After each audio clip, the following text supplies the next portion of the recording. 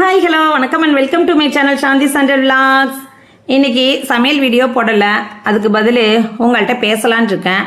10th exam coming 28th வருது இல்லையா, அதை பற்றி தான் பேச போகிறோம். பேசுவோமா? வாங்க பேசலாம். 10th பப்ளிக் எக்ஸாம் எழுத போகிற குழந்தைங்களே உங்கள் எல்லாருக்கும் என்னுடைய வாழ்த்துக்கள். வாங்க இந்த எக்ஸாம்க்கெல்லாம் நம்ம என்னெல்லாம் பண்ண வேணாங்கிறத நம்ம பார்க்கலாம். ஓகேவா? ஃபஸ்ட்டு நீங்கள் என்ன செய்யணும் அப்படின்னா, உங்களுடைய எக்ஸாம் ஃபியரை தூக்கி போடுங்க. எக்ஸாம் பயத்தை தூக்கி தூர வீசிடுங்க. நீங்கள் பயத்தை தூக்கி போட்டிங்கனாலே 50% உங்களுக்கு சக்ஸஸ்ப்பா. ஸோ பயப்படாதீங்க. ஏன்னா ஒரு வருஷமாக நீங்கள் படித்ததை தானே எழுத போகிறீங்க. அப்புறம் எதுக்கு பயப்படுறீங்க? புதுசாக நீங்கள் எதையுமே படிக்காதீங்க. இதுவரை படித்ததை மட்டுமே ரிவைஸ் பண்ணுங்க, போட்டு குழப்பிக்காதீங்க. ஓகேவா? அண்ட் தென் முக்கியமான விஷயம் என்னன்னா, 1 மார்க்கில் வந்து ரொம்ப அதிகமான கான்சன்ட்ரேஷன் பண்ணுங்கப்பா. ஈஸியாக மார்க் ஸ்கோர் பண்ணுறது 1 மார்க்லையும்.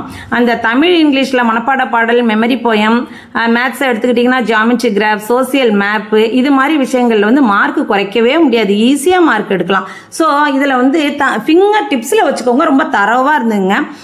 கூடுமான வர மேக்ஸிமம் எல்லா கொஸ்டினையுமே அட்டன் பண்ணுங்க. எதையுமே ஒமிட் பண்ணாதீங்க. தெரியலன்ட்டு வந்துடாதீங்க. டைம் மேனேஜ்மெண்ட்டு ரொம்ப முக்கியம்ப்பா. அதே மாதிரி நம்பர்ஸை ரொம்ப கரெக்டாக போடுங்க. மாற்றிக்கிட்டு எதையும் போட்டுவிடாதீங்க. லாஸ்ட்டு 1 டைம் தயவு செஞ்சு செக் பண்ணிக்கோங்க. ஓகேவா? டைம் இருக்குது, நான் சும்மா உட்காந்துருக்கேன் அப்படின்லாம் வேண்டாம். செக் பண்ணிடுங்க. லாஸ்ட்டு 1 டைம் செக் பண்ணுங்க. அப்புறம் என்ன பண்ணுறீங்க குட்டீஸ், காலையில் 4 மணிக்கு எழுந்திரிச்சு படித்தா போதும். நைட்டு 10:30 to 11 தூங்க போயிடுங்க. நான் நைட்டு 2 மணி வரைக்கும் படித்தேன், 3 மணிக்கெலாம் எழுந்திரிச்சிட்டேன் அப்படிலாம் வேண்டாம்ப்பா. ரொம்ப கண்ணு முழிக்க வேண்டாம். இந்த டைமே படிக்கிறதுக்கு ரொம்ப போதுமானதாக இருக்கும். அப்புறம் இன்னொன்று முக்கியமாக பேரண்ட்ஸ்க்கு என்ன சொல்லணும் அப்படின்னா, குழந்தைங்களோட ஹெல்த்தில் கொஞ்சம் அக்கறை செலுத்துங்க. எல்லா பேரண்ட்டுமே ஹெல்த்தில் அக்கறை தான் செலுத்துவோம், இல்லைன்னு சொல்லலை. எதுக்கு சொல்கிறேன்னா, இப்போ சம்மர் டைம்ங்கிறதுனால அவங்களுக்கு காய்கறி சாப்பாடு, ஜூஸு, ஃப்ரூட்ஸை கொடுங்க. கொஞ்சம் நான்வெஜ்ஜை கொஞ்சம் ஒதுக்கி வச்சுக்குவாங்க. ஓகேவா? குழந்தைங்களோட பாடியை கொஞ்சம் கூலாக வச்சுக்க பாருங்க. அவ்வளோதான், வேற ஒன்றும் கிடையாது. அண்ட் தென் இன்னொன்று முக்கியமாக என்ன சொல்லணும்னா, பேரண்ட்ஸ் டிவியை கொஞ்சம் சாக்ரிஃபைஸ் பண்ணுங்க.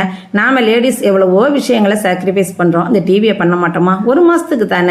ஏன்னா நம்ம குழந்தைங்களோட எழுந்திருச்சு அவங்க படிக்கிறத பார்த்துட்டு உட்கார்ந்து இருந்துட்டு அதுக்கப்புறம் படுக்க போகும்போது அதே மாதிரியே போங்க. உங்களுடைய கண் பார்வையிலேயே நீங்கள் வச்சுங்க குழந்தைங்கள. எப்பொழுதுமே அந்த மாதிரி வச்சு நீங்கள் படிக்க வைங்களேன். அவங்க எவ்வளோ அச்சீவ் பண்ணுறாங்கங்கிறது உங்களுக்கே தெரியும்.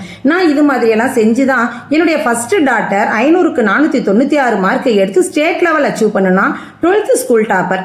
செகண்ட் டாட்டரும் 9-10 தடவை ப்ரொஃபிஷியன்சி வாங்கி நல்ல காலேஜில் ஜாயின் பண்ணியிருக்கா. ஸோ இதெல்லாம் நீங்கள் ஃபாலோ பண்ணுங்க குழந்தைங்களா. நீங்களே இதெல்லாம் செஞ்சு பார்த்துட்டு எக்ஸாம் முடிச்சுட்டு வந்துட்டு எனக்கு கமெண்ட் பண்ணுங்க. ஓகேவா? All the best my dear children. Be confident. Thank you.